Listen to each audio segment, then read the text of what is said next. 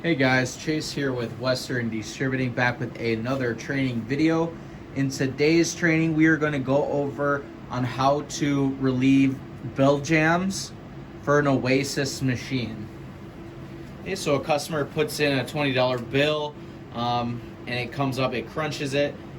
You look at your menu and it goes into maintenance. How do we get this bill out of the bill validator?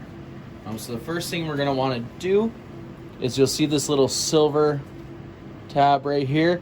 Just want to push that down and then you can just slide the unit out. From here, you'll see there is a little handle. You can go ahead and pull that. You will see your jam that will be most likely in this area. You can go ahead and just pull that out. Close your unit.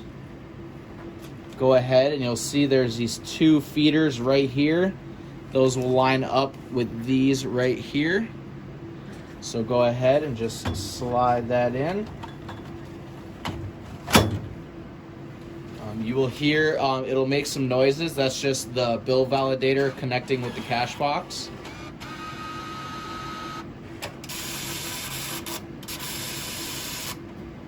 And once when you hear that sound, you are good to go.